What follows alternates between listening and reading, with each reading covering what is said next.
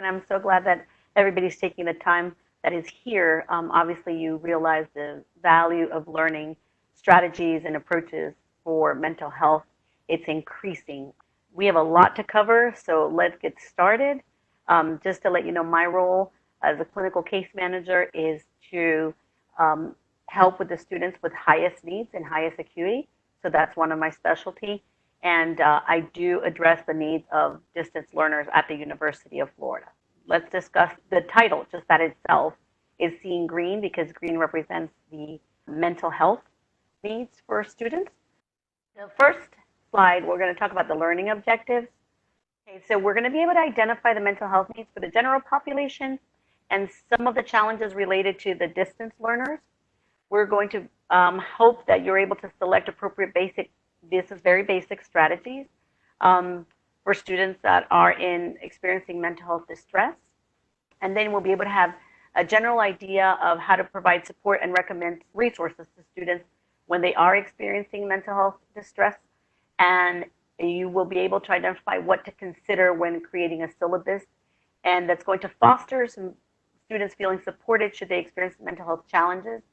If at any point what I discuss or what we discuss here evokes any painful reaction or you're triggered by something I say, please feel free to leave the session. You will not offend me. This is being recorded. So if at any point what I say or you read you find triggering, please feel free to exit. So let's just start by talking about numbers. I specifically picked Active Minds. Active Minds is a student-led chapter organization. It was started by a student whose brother died by suicide, and she decided to do something about it. There are over 600 chapters of student-led Active Minds all over the country, and they do a lot of surveys, which provides a lot of counseling centers and universities information.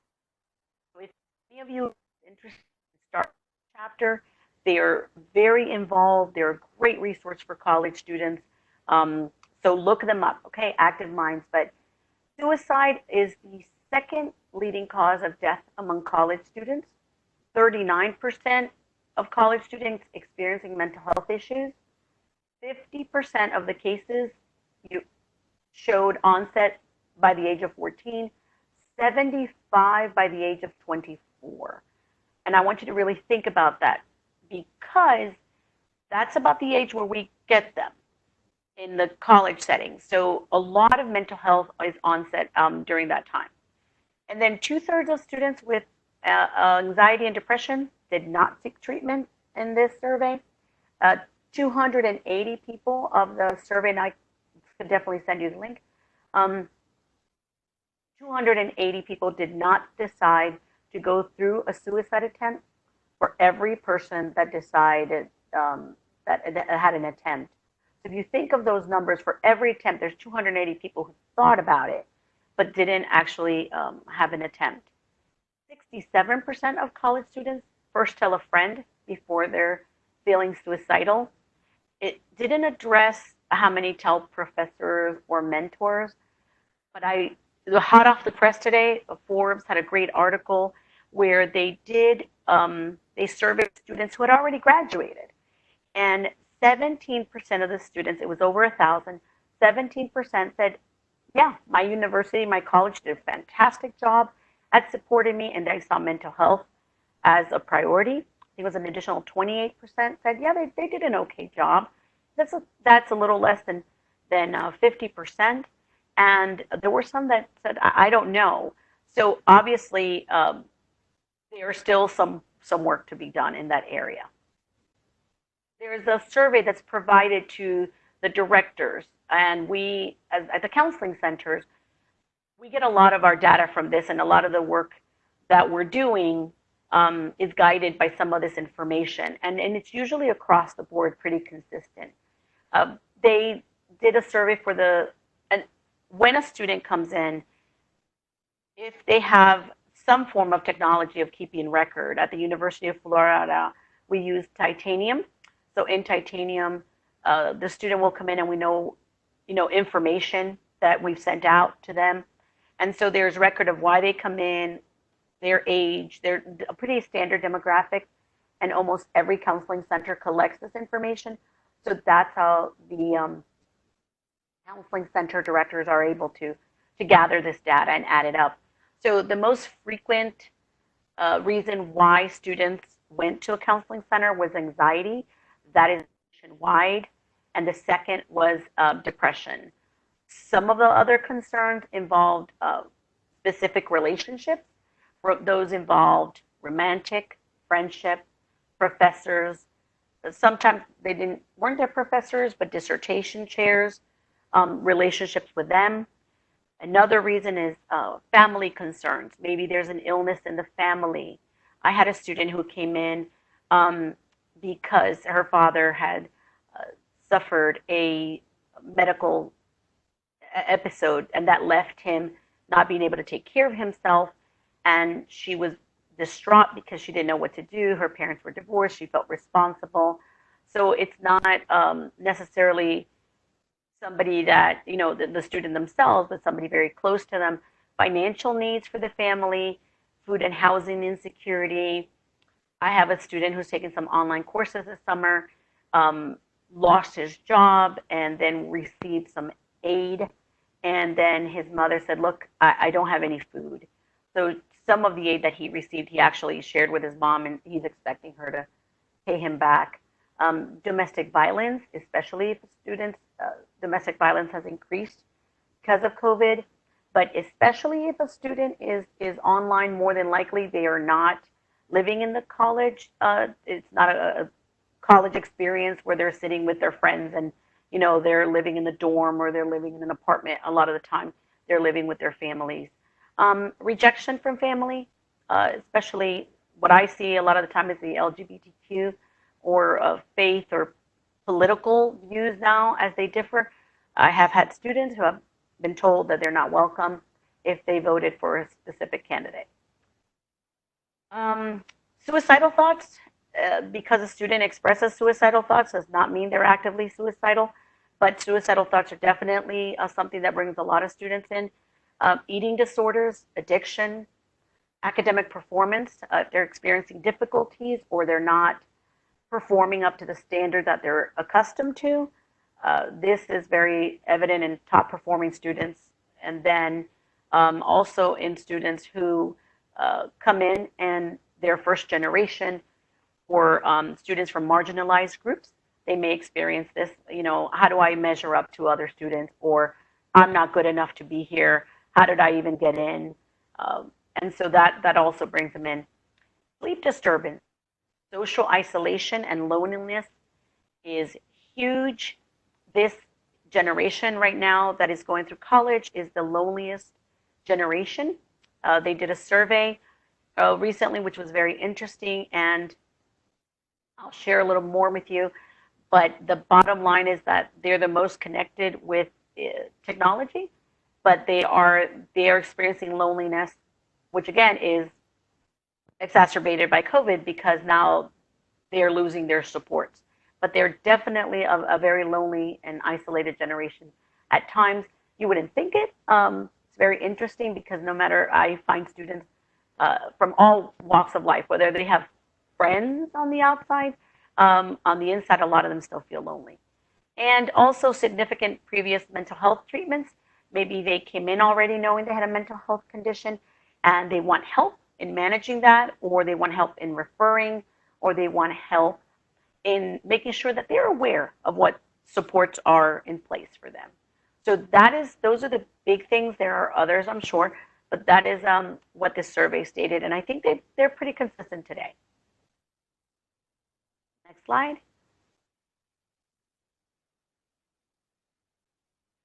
And so for distance learners, and just as a caveat here, I just want to make sure, clarification, transparency. I want you to know that I will have in the fall 3 sons attending college, and one of them is a distance learner. He is receiving his complete degree online. So I noticed the difference in working at a university. I noticed the difference for students who aren't exclusively online or maybe taking a class online of other challenges. Are these the only challenges? Absolutely not. I'm sure you guys can share a lot more challenges that these students experience. But sometimes distance learners are perceived to be more mature. You know, hey, they took online learning. They probably got it. They probably know what to do. Or maybe there's implicit biases about maybe they're older. They should be more mature, right? Um, while online learning has increased exponentially, what hasn't increased is the level of services to these students. One of the reasons I've seen as a roadblock is that students. So, for instance, if I'm enrolled completely in as a distance learner, I have to pay fees in addition to be able to receive them. A lot of the time, these students who are taking online classes are students from marginalized groups or maybe not able to attend because they can't leave home, they can't afford the dorms. So we're asking them to pay an extra health fee, which is fair, but the health fees are not separated. So in other words, if I am a student and I'm attending the Hillsborough Community College or Hillsborough College, and they have a fee that I have to pay. Well, it's about, let's say, $800. That means that I have to pay the entire fee. There's no option for me to pay only maybe $100 or $200 fee for a mental health service fee. So it's not broken down, it's an all or nothing, which means that these students don't have access sometimes because they can't afford it. They can't afford to pay an entire fee. Or the service is not available to them because the student affairs department hasn't actually caught up with the services they offer, or maybe the technology is not available. It could have technology.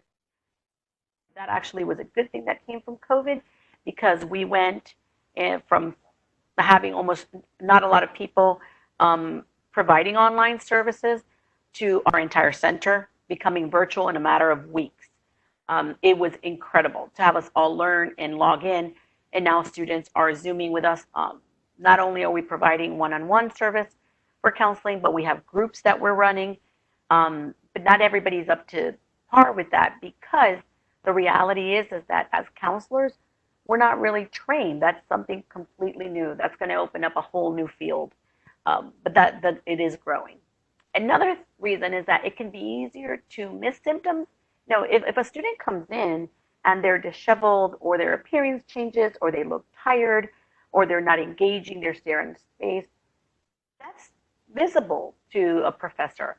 But when you're not seeing them face to face, that's more challenging.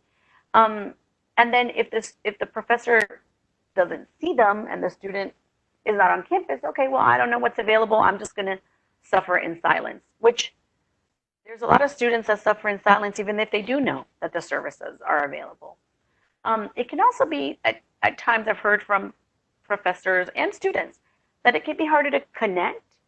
And what does connect mean? It means I trust that you have an interest in my learning. And I trust that I can go to you if I, and the professor trusts that they can come to me. And this at times when we're not meeting face to face can be a challenge. And then the fee, which I talked about earlier.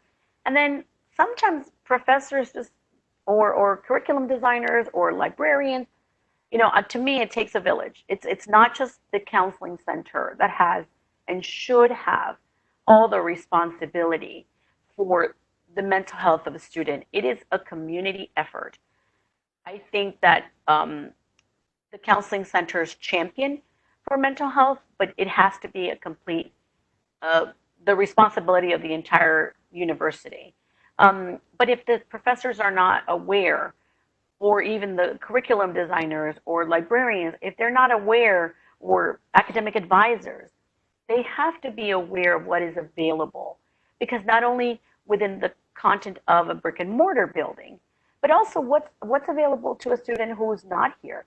What's available to a student who is taking classes maybe in a different city, in a different county. Maybe they're doing an internship. So being able to look for those resources can be a challenge for professors, and also the other thing is that that's not really their expertise. That's not really what they're trained to do. So we'll talk a little more about that later. But these are just some of them. I think there's a myriad of other reasons, but these are the ones that stick out to me that I have encountered and I've helped students address. And again, I'm sure these are not the only ones. Next slide.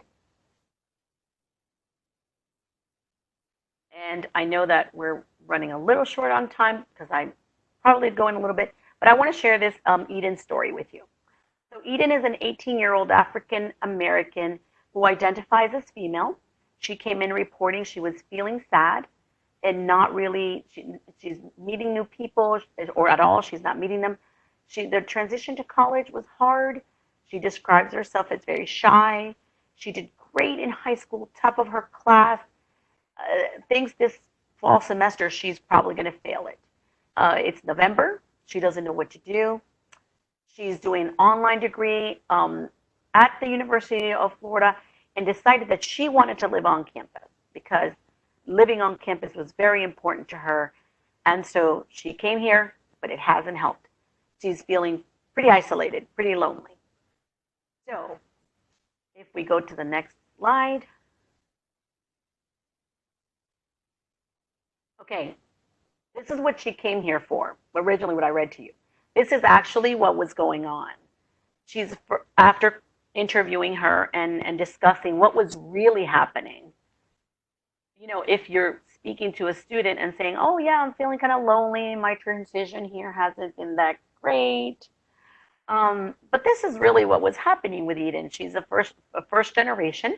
She's questioning her sexuality, which would not be accepted by her family of origin. She's experienced some symptoms of depression since ninth grade, but never said anything because they don't believe in mental health problems, and they're just going to tell her to deal with it and stop whining.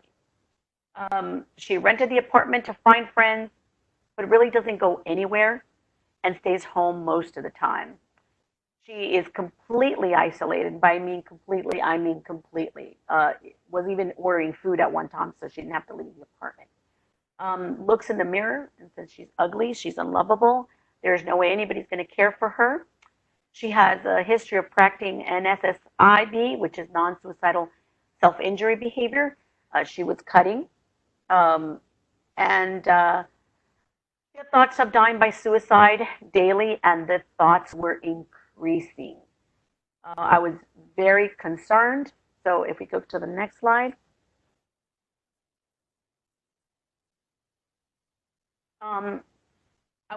Before I go into these, I was very concerned about Eden. We met regularly. Actually, the first 2 weeks we met 3 times, and I would call her. We finally, this semester, she ended up having to medically withdraw from the semester.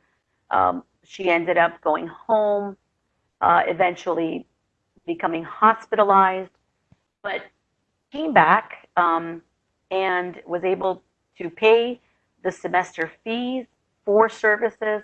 She is now attending group at the counseling center. She has a provider, which I helped her find. She was able to receive some financial aid and was able to pay some of the hospitalization bills. We were able to work with the Shands, and they were able to, charge her $50 a month because she has a part-time job. And so post-hospitalization, she is now has the support she needs. She has a counselor, she has group, she has myself, she has the Dean of Students office. This is an online student, but she's receiving all the services at the university.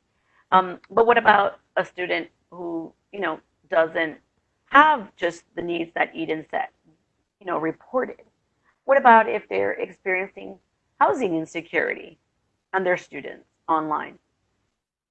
Food insecurity.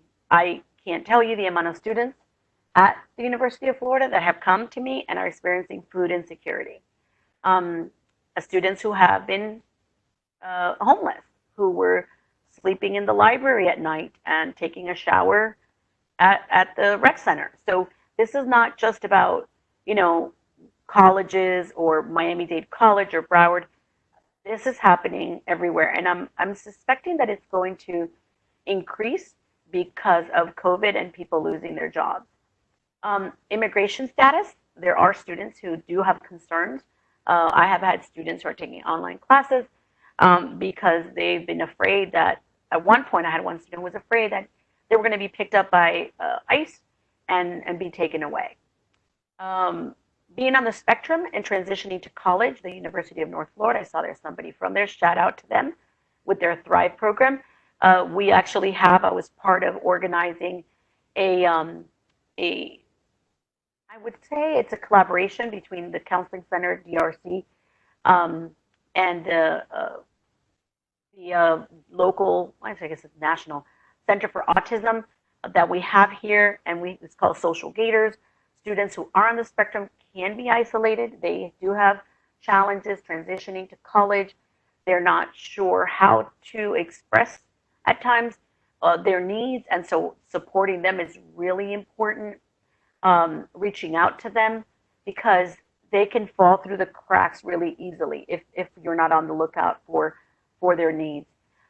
Being a student of color can pose a problem because, and also culturally, do I ask questions? Do I express how I feel? Do I say what I need? That's important. LGBTQ victims of crime, student, who are online learners, if they are victims of crime, that's not visible to you. I had a student who came in with a very bruised face and had been a victim of an incident of domestic violence when the student went home. Well, that's visible. But when you're online, that's not. Not having transportation. So for instance, a student who is online maybe taking those courses because they don't have transportation to go anywhere. So getting resources might be more difficult. And not knowing how to navigate through large institutions is probably and marginalized groups that I've encountered. So again, those are some, not all, but I think those are other challenges that students, both from online distance learning students and also brick and mortar students experience. And the next slide. So now you have all this information, which is a lot and can be really overwhelming. What do you do with it, right? Well, there have been a few articles that I come across in the past and really did a great job at what do I do with this information. I've actually myself been an online learner. And there were some classes that were easier and there were some classes that were exhausting for me. And so what I realized was that some of the classes were more exhausting for a reason. If they involved groups, and we're going to talk more about that during the second training. There were some classes that posed more challenges, but there were general things that you can do. And we're going to talk about those right now. If you want, so what are some of the things that you guys can type in the chat session? What are some of the things that you think you can do for your students, given all that information that I've given you? And we can give you 2 minutes to do that. This is fantastic. Yes, you're correct. So some of these are the things we're going to talk about, and this is a great start. I think if you can, Tom, guide me to the next slide. This is fantastic because what you're saying is I want to know more. I want to share my information. I want to make myself more available. I want to be able to a climate check-in survey. That's fantastic. And during the next presentation I'm going to do, there's actually a universal. Some universities do that for students coming in. They do a universal check-in, and if they see that there's some numbers that are high or elevated risk, they provide that student the information. But definitely everything you guys are saying is excellent. Those are awesome. This is why you're here, right? Because you have this interest. So one of the things, there was a great article put out by a few years back, and they talked about this was specifically put out for professors to look out for 3 types of behavior. And one of them was specifically, okay, let's look at what's not typical, what's atypical for this particular student. And Tom, if you could take me to the next slide.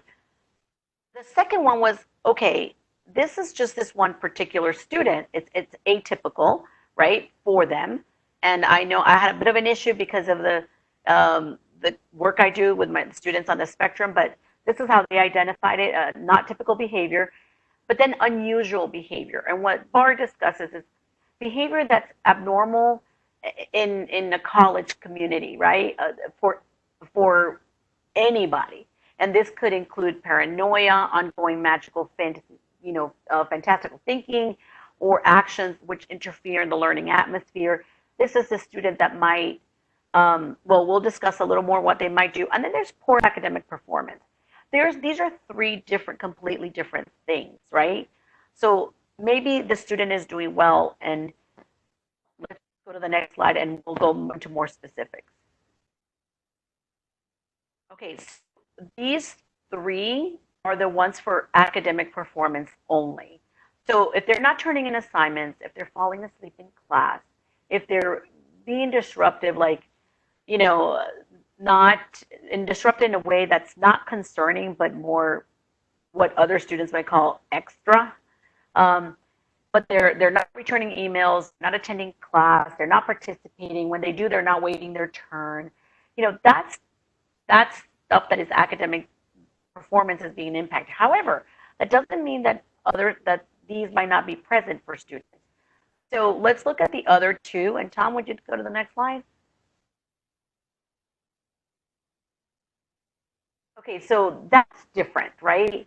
So it's different if the content of the work becomes suddenly very dark, very negative. You know, there are students who will sometimes express their emotions in the work that they do, and that's different. Also, if the emails are suddenly very accusatory or manipulative, or they're sexually inappropriate, that there's a different feel to.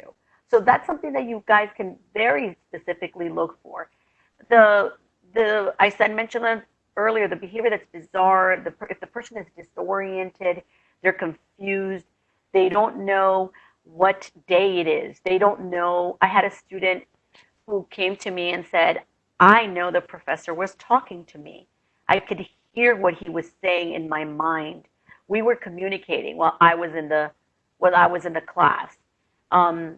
And she, of course, it's important to validate her experience, but she was convinced that they were communicating while he was teaching other students.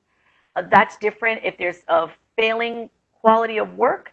That's that academic performance and late assignments. And I will send you this article, by the way, at the bottom. Anybody who's interested in getting this information, I have a document that I'm going to send this out to because it's very specific. But the bottom line is there's three different things. Is it academic? Is it impacting their academic behavior?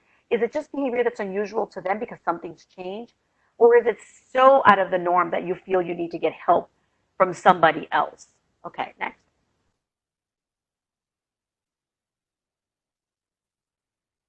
Okay, so why are professors not reaching out? Well, first of all, this is beyond the scope of the description, right? It's just like a lot of time teachers don't reach out. This wasn't their training. They didn't sign up for this.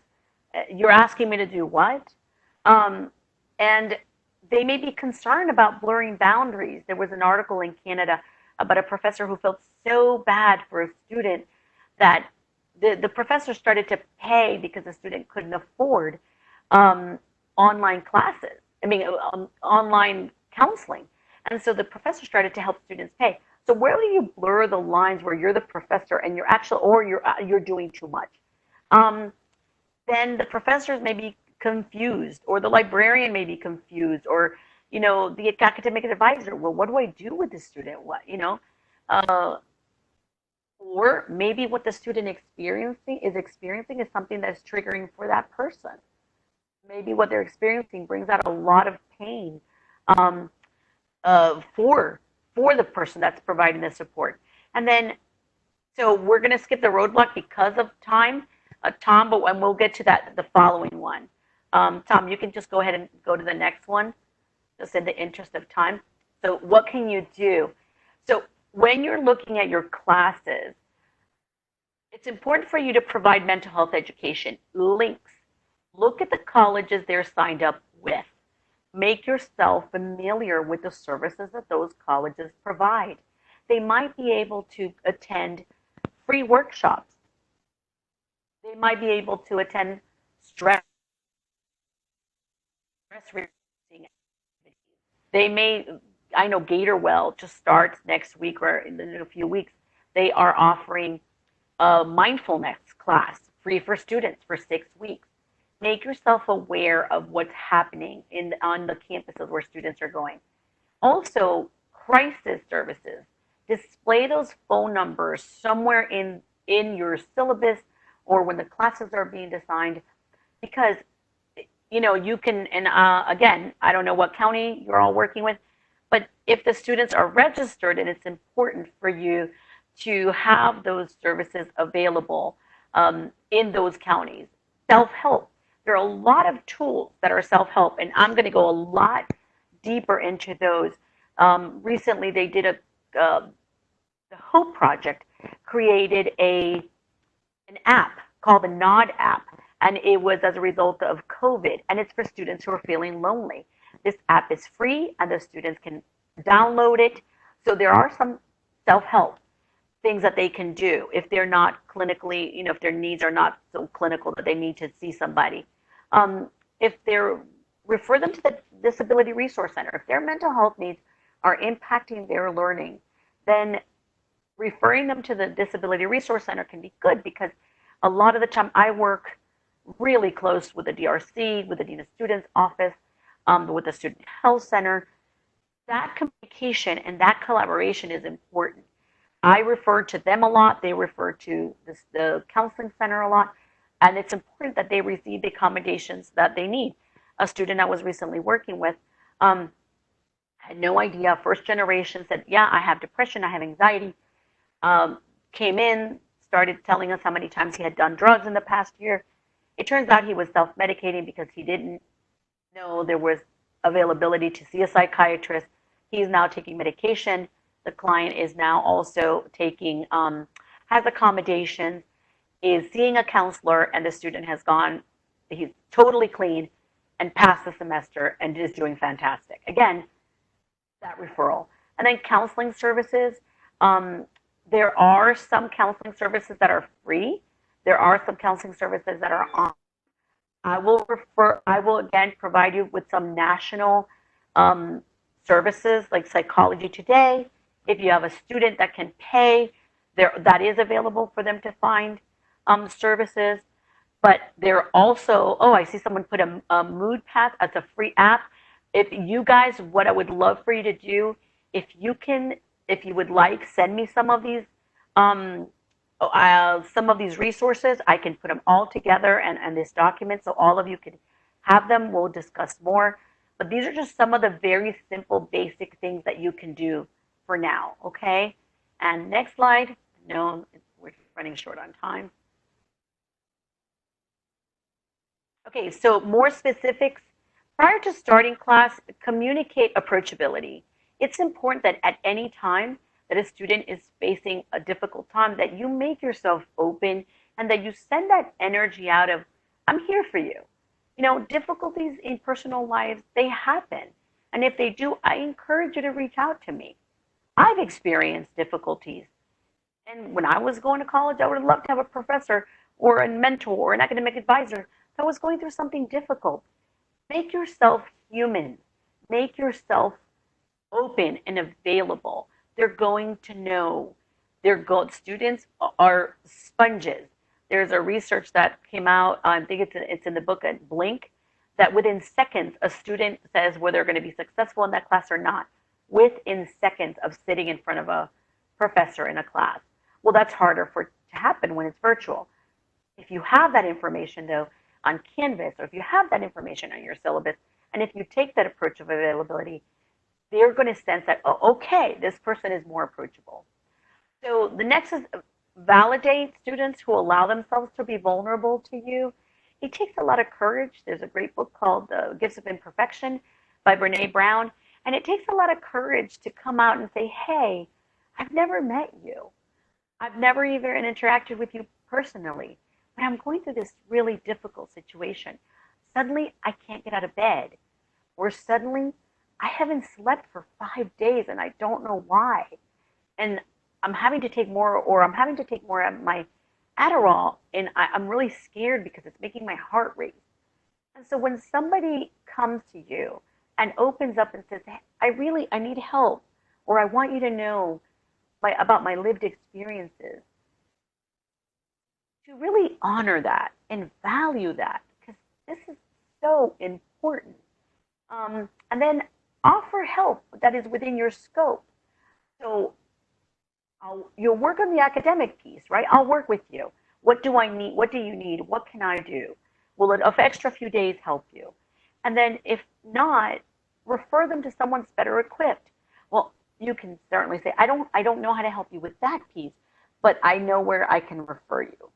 And so that is really important, allowing yourself to provide the support that you can, and then also being aware of what you are not equipped to do, but being open to the idea that you can help them find those answers. Okay, and then the next slide. Okay, and making your syllabus mental health friendly.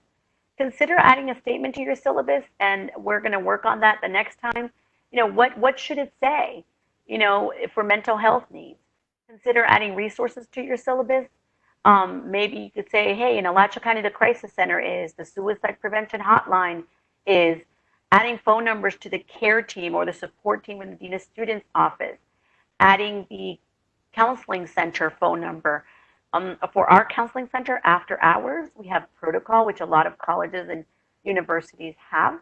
And they don't have to be a student that has paid the semester fee to call. If they're a student, somebody's there after hours, because just like they can call us and they would refer to me for support outside of the college, there's still a number that they can call, whether they pay the semester fees or not. So having that phone number there where they can at least, it's a starting point, right? And there is a number after hours. Having that in your syllabus. And remember that not one entity, that not one of you is responsible for all this information, but making your syllabus and your Canvas pages very friendly to people who are experiencing or might experience mental health issues. Okay, next.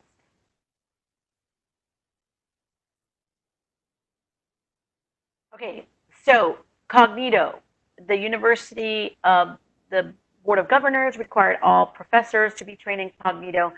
Cognito is also free at the University of Florida. Anybody on campus can actually use it.